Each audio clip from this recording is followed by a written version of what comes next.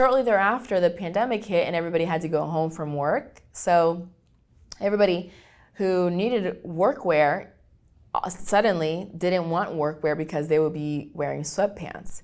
Luckily, we weren't making pants, we were making blazers, and Zoom calls happened from the waist up.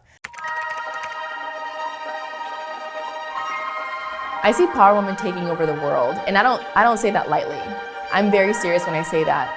I see Power Woman being in every single country out there and being the go-to brand for women's workwear. So Power Woman is a woman-owned brand that focuses on making beautiful and functional blazers for the everyday Power Woman. Our blazers have real pockets for women, which means that you can carry your tampon, your lipsticks, your pens, your business cards, and the lining on some of them is actually artwork from female artists. So not only do you get to empower yourself, but you're also getting to celebrate other women in your community. So Power Woman was born out of, honestly, frustration as a consumer. I am a broad-shouldered gal, and I'm an expressive woman as well. I was in car sales. I sold Cadillacs, actually. And time again, I came across this age-old problem that every woman can relate to is, why don't I have pockets? Why are none of my pockets real? When I would go on test drives with random strangers, I literally couldn't even carry pepper spray. I could barely even carry my phone. When I met new customers on the lot, I couldn't even hand them a business card because I had no pockets to keep my business cards.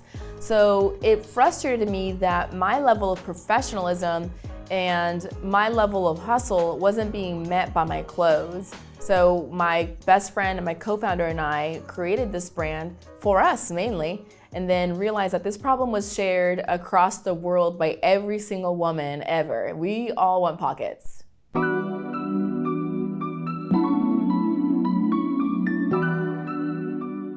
So Miriam and I actually met in college. We both went to A&M. We're both Aggies. So my suite mate was is her best friend, and we both, like, my room wasn't decorated, it wasn't warm like my dorm room, but my suite mate's room had like little twinkle lights, a candle. She always had a Harry Potter in there, so of course I spent all my time in there. And then she would always spend her time in there as well because that was her best friend. So we became acquaintances there. We were obviously in the same group of friends, but we didn't really get close until after our graduation. I desperately needed a job. I had zero money and I needed to pay bills and start, getting paid. And she was working in car sales. She was selling Cadillacs. She's so hardworking. She's so resilient. She's one of those people that will get it done no matter what.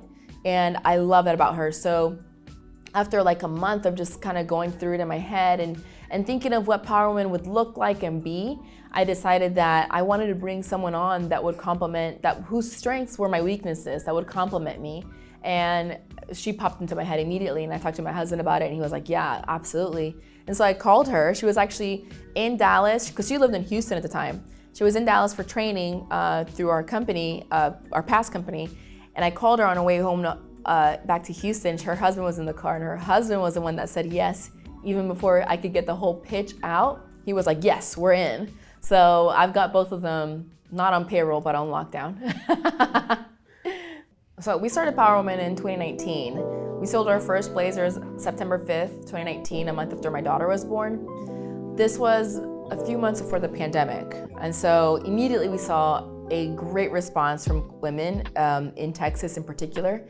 We didn't have an online presence that much, but during our pop-ups where we got to meet the women in person, that was great. Shortly thereafter, the pandemic hit and everybody had to go home from work. So everybody who needed workwear suddenly didn't want workwear because they would be wearing sweatpants.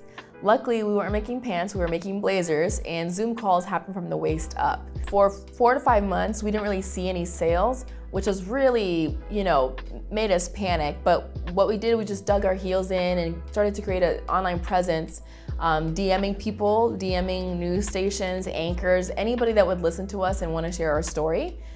So during that time where sales were basically zero, we focused on doing brand awareness and spreading brand awareness. So after 6 months of that, we started doing pop-ups in person again when things started to get a little better. And by that time, our online presence and our physical presence started to coincide in terms of numbers, which made it so our momentum grew a lot faster. I would say 2021 was when we saw a huge increase in sales and brand awareness. And then, so just to give you an example of that, and then this year we've increased it, but like this year, this first quarter of 2022, we already surpassed our entire 2021 sales. So that was a big moment for us, just to kind of see, it's validating to see your hard work bearing its fruit. It doesn't happen instantly, but if you just kind of keep your head down and keep grinding, it'll follow.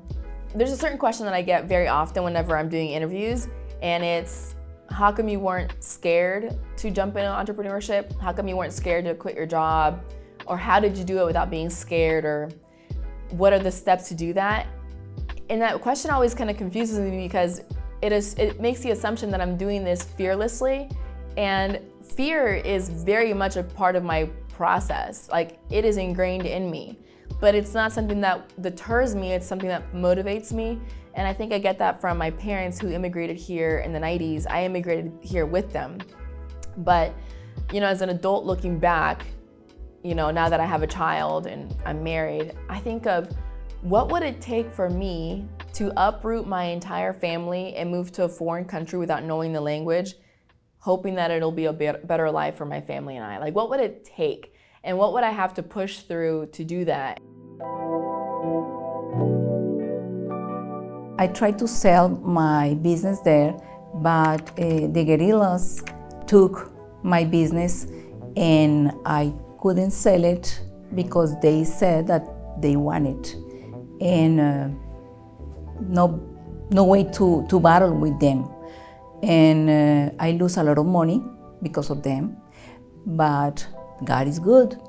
And we recover, and I also had another businesses to have advantage of, and then I came back to US with money to provide for family while we solve all the situations with my husband's profession.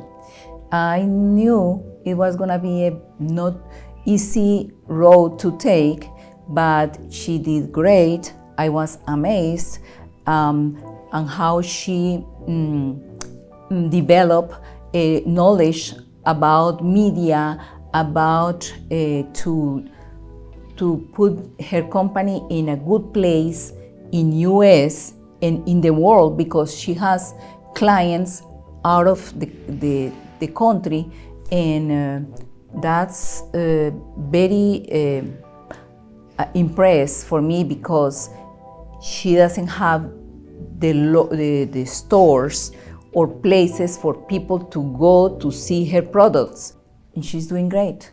I'm really proud of her.